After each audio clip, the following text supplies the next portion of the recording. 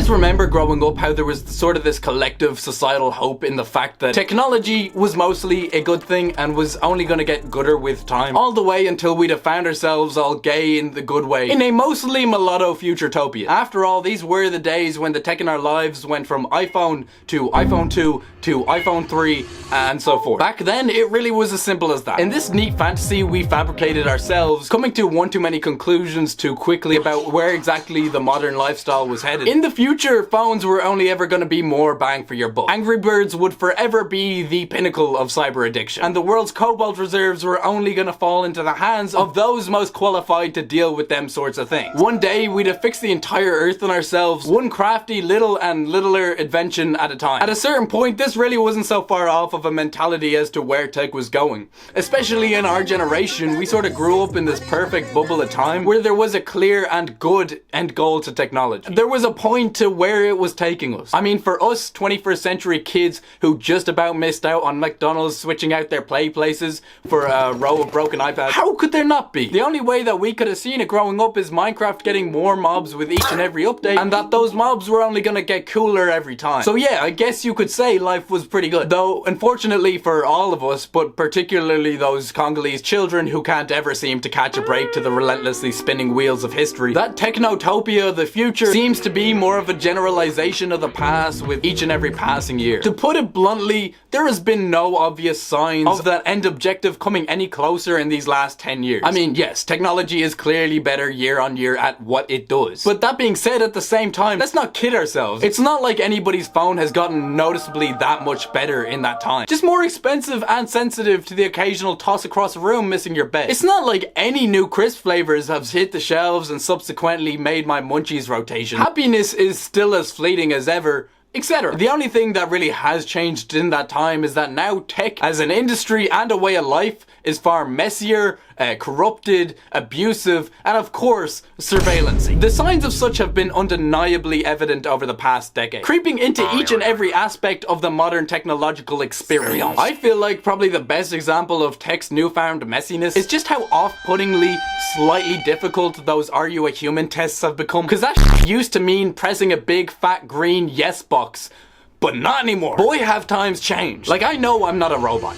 I do. But sometimes I'll be minding my own business, trying to enjoy myself a cheeky little pirated movie, only to repeatedly fail a good handful of them bullshit click the letters or spell the word tests, just to be left there spending the rest of my evening clicking out of porn virus pop-ups and pondering the ultimate existential reality of my existence, to the point where I almost might actually go pick up a book instead. A book! In the big 26? Call me small-minded, but I can't even think of any reason why a robot would have to be on any of them websites in the first place. I know that robots don't leisurely sit down to enjoy the occasional piece of stolen copyrighted material.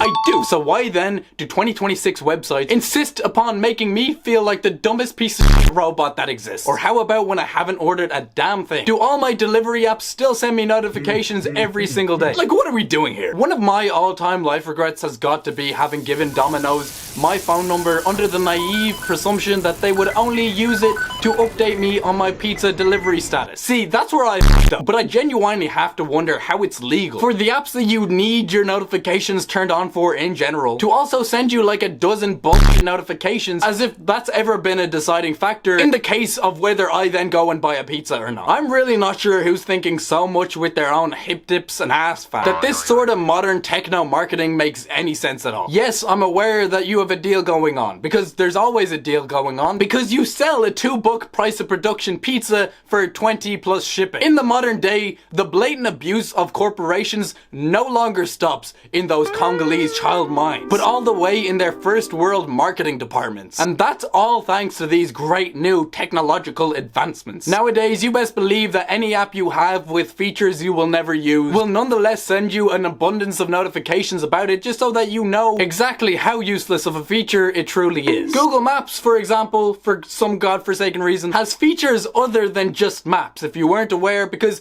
I wasn't either. Until Google started spontaneously sending me notifications about which day recently I moved around the most. Because it's the ultimate sin for a tech company to stop and just do what it does, you best believe it'll do its darndest best to make sure you pay attention to its plethora of bullshit features you'd never otherwise pay attention to. I mean, at this point, I am this damn close to building up the arsonist to go into my settings app and turn off notifications for it entirely. Like seriously, the only bit of usefulness I could possibly ever get from a feature like that is the paranoia of knowing just how well all my whereabouts are tracked and stored in some just as useless data center. And of course, what would this video be if we didn't bring up the miracle of the 21st century, the mobile phone, which has changed completely over the past 10 years, all the while maintaining a near perfect 0% improvement trajectory. Now listen, it's almost always been the case that when we go on our phones, we're not, going to go learn anything or use it for anything in particular necessarily, or do a damn thing actually. But for the most part, watch our brain chemistry go round in circles without any level of physical, mental, or spiritual effort involved. And whilst this was all fun and games back in the day, when internet addiction was only another one of Alex Jones's doomsday notions, and YouTubers were still shunned for not having a real job, it's gotten to a point now where instead of being able to enjoy ourselves a good bowel movement after a long day of taking in all the flavors of the food in front of us, we'd rather let it go cold and our booty hole grow hemorrhoids until we do anything without something worth zoning out to. Hell, not to go too hippy dippy free your nippies on you right now, but instead of looking up and out into the world around us, we'd all way rather look down and into ourselves and our totally secluded, neurotic fueled self-habitat. Days of every single one of our lives are spent not moving from the place that we started them, living like a goddamn gear junkie off of an infinite loop of dried up dopamine receptors and ignored overheated warnings. In short, we've defeated boredom by defeating ourselves, which I guess is technically tech's best solution. I mean, people are willing to talk so much shit online, all the while never being able to say a word to a stranger in the real world thanks to this technicality. I mean, honestly, it genuinely amazes me that anyone could be convinced that somehow, because we have one of these pieces of shit on us at all times, we are automatically smarter than those 4,000 years ago old heads who literally at the very least built themselves the pyramids, or at most contacted an extraterrestrial life form to build the pyramids for him. But I'm sure that there are still certain people who are convinced that all of this is for the better. After all, brainwashing is easier now than ever too. Obviously, when dumb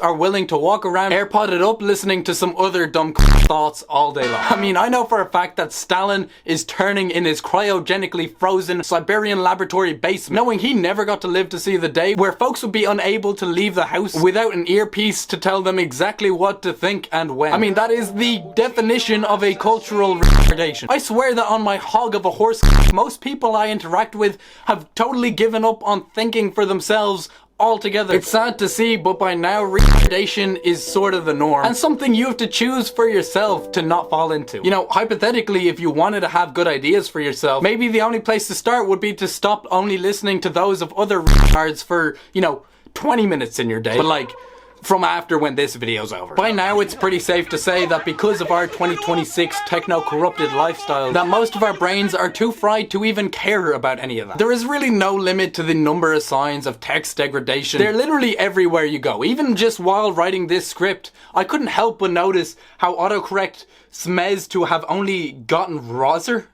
What I'm trying to verbalize is that in these past 10 years, technology has only changed into more of a social threat more than anything properly promising that a pre-potty trained me would have always assumed it would do. But now that I've grown into somewhere between a pimple popping rugrat and a hair covered nightcrawler, I now know that there was always signs of this inevitable turn of events. The prime example of which through history has got to be nuclear technology. Because nuclear power could have potentially saved the entire planet by now or whatever, but because of a few mishaps here and there along the way in Asian countries I don't care about, we've culturally decided as a species to never give it another go and instead ban it forever. Which I guess would be fair enough if we hadn't simultaneously built up a worldwide arsenal of over 10,000 nuclear weapons just to sort of have them. At a certain point, what are we doing here? And this total waste of technological potential is definitely a mistake we are ready to make again. AI is a pretty on the fence topic these days. It's hard to tell exactly how it'll play out from a 2026 perspective, and whether it's objectively a good or a bad thing. How, after all, it can do your homework for you without you having to learn a damn thing along the way. It can also kill thousands in seconds actions based off mere statistical probabilities without any human input necessary. Then again, it can find your pesky pet running around the neighborhood. It can also merge that pesky pet with Ice Spice's lower half and put all of that concoction in a bikini. It can do your job. It can do your job. Personally, I try to do anything that I can do on my own without AI, because there is something dirty in choosing to recharge yourself by using AI to do the things that you could just do yourself. But again, as a species, it's a point that we are far beyond by now. I mean, ChatGPT now dominates Google 4 times over in its amount of daily searches. But like, imagine if I told you that sometimes I may occasionally use it to fact check my own bullshit for these videos. I mean, I know just how betrayed you boners would have felt, which is exactly why I did no fact checking at all for that statistic. You're welcome? Honestly, at this stage, I don't think that anybody knows where tech is taking us anymore. Not me, not you, or them goofy, silly tech billionaires who for some godforsaken reason or another refuse to kill themselves. There is no obvious end goal anymore because tech has sort of already reached the pinnacle of convenience in our daily lives and just kept marching forward to wherever the money takes it next. One thing that I can say for certain though is that there will never be another Minecraft mob quite like the Creeper again. No matter how hard Mojang may try to neglect that fact. And you know, maybe that is alright, but do they really have to still keep trying? Maybe I won't use my Google Maps app for anything more than Google Maps.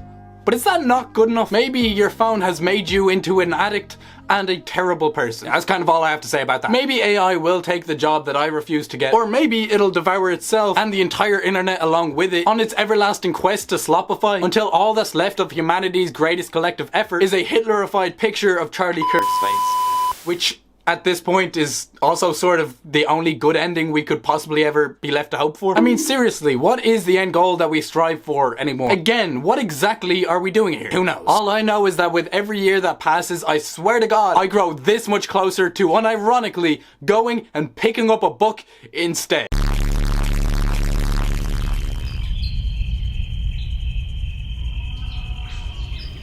Every passing year. Oh my God.